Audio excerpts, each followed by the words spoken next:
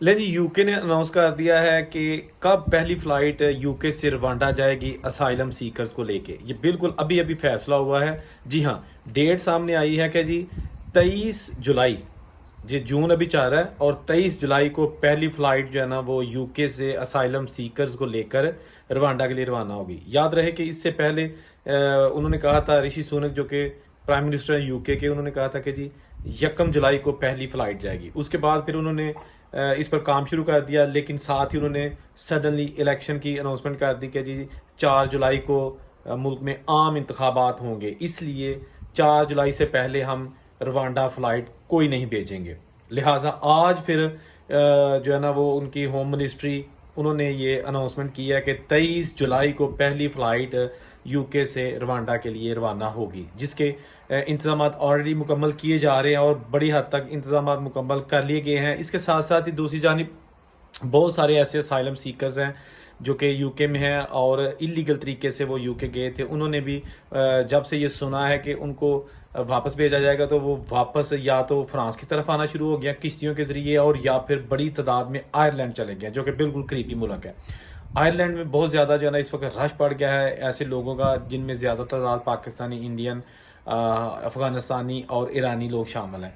ये वहाँ पे जो है ना खैमों में रहना शुरू कर दिया, क्योंकि वहाँ रहाइश नहीं है और होटलों में ऑफकोर्स कोई रहना अफोर्ड नहीं कर सकता। तो अभी बहुत सारे प्रॉब्लम्स उन लोगों के लिए जिनके साथ बच्चे हैं, जो फैमिलीज़ हैं, क्योंकि रवांडा ने कहा है कि जी हम फैमिलीज़ और बच्चों को एक्सेप्ट नहीं करेंगे, हम सिंगल पर्सनस को ही लेंगे या जवान जो एडल्ट हैं। ठीक है,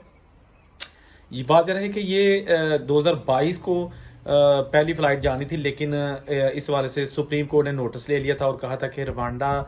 साइलम सीकर्स के लिए सेफ कंट्री नहीं है, वहाँ पे प्रॉब्लम्स हो सकती हैं, और ये कानून में भी नहीं है कि एक असाइलम के लिए, पनाह के लिए किसी मुल्क में जाए और दूसरा मुल्क उसको आगे थर्ड कंट्री में भेज दे। बहरहाल सुप्रीम कोर्ट ने अपना फैसला दिया, जिसके बाद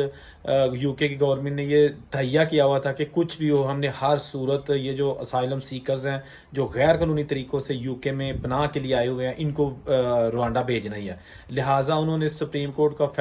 फैसला जो है उसको बैलेंस करने के लिए अपनी जो कानून साजी है वो कर ली, पार्लियामेंट में कानून साजी कर दी, और उसके बाद फिर नया कानून बना लिया, जिसके बाद सुप्रीम कोर्ट का फैसला ख़त्म हो गया और इन्होंने प्लानिंग शुरू कर दी कि हर हाल में जो यूके में गैर कानूनी तौर पर आए हैं, खा वो फ्रांस के ज़रिए आए हैं, जो इंग्लिश चैनल है, ये एक दरियाई पट्टी है, फ्रांस और यूके के दरमियान बॉर्डर है, तो वहाँ से किश्ती के ज़रिए लीगल तरीके से लोग चले जाते हैं। जो यूरोप में होते हैं ना, यूरोप में पहले असाइलम करते हैं, फ्रांस, इटली, जर्मनी, बेल्जियम वगैरह में, अगर यहाँ पर वो कुछ साल गुजार लेते हैं और यहाँ पे उनको दाल नहीं गलती, तो वो फिर यूके की तरफ निकल जाते हैं। तो इस वजह से यूके में इतना ज़्यादा रश हो गया था, इतनी ज़्यादा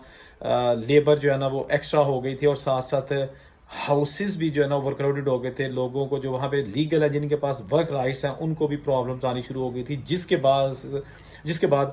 ऋषि सुनक ने ये फैसला किया था कि जी कुछ भी हो, हमने जो असाइलम सीकर्स हैं इनको रवांडा भेजना ही है। इस हवाले से 370 मिलियन पाउंड्स का मुआहदा किया गया था रवांडा की हुकूमत से, और 240 मिलियन पाउंड उनको ऑलरेडी अदा भी कर दिए गए हैं। और इस हवाले से जो होम ऑफिस है यूके का, उन्होंने ईमेल्स और टेक्स्ट मैसेजेस भेजे जिन ऐसे लोगों को जिनके केसेस चाह रहे थे एज असाइलम सीकर्स उनके पास, और उन्होंने कहा था कि जी आपको जो है ना वो डिटेंशन सेंटर पे पहुंच जाएं या आपको पकड़ के हम रवांडा भेजेंगे। तो बहुत सारे लोग डिसअपियर भी हो गए, जिनका आज तक कोई पता नहीं चल रहा। इवन के जो इनका रिकॉर्ड है यूके की इमिग्रेशन ऑफिस का, होम ऑफिस का, उसमें भी वो लोग सामने नहीं आ रहे। बहुत सारे ऐसे पाकिस्तानी लोग भी हैं, जो कि लड़कियां भी हैं जो स्टडी वीज़े पे वहाँ गई थी, और उन्होंने सोचा था कि कौन फीसें अदा करे, पैसे पहले नहीं है, जॉब्स पहले नहीं है, तो अब हम जो है ना असाइलम कर लेते हैं और साथ सहूलियात मिलेंगे गवर्नमेंट से, और केस भी चलता रहेगा। उनके लिए भी बड़ी प्रॉब्लम्स बन गई हैं, और वो भी जनाब इस वक्त ज़िंदा लाश की तरह है, क्योंकि कोई भी रवांडा नहीं जाना चाहता। रवांडा एक अफ्रीकन कंट्री है जहाँ पर ज़्यादा जॉब्स अपॉर्चुनिटी नहीं है, कोई ज़्यादा अमीर मुल्क नहीं है। बहरहाल फिर भी यूके की हुकूमत ने, भाई वो कुछ भी कर सकते हैं, क्या कर सकते हैं, कोई मजबूर थोड़ी कर सकते हैं। तो ये छोटी सी अपडेट थी, सोचा आपको आगाह कर दूँ। जहाँ रहे खुश रहें।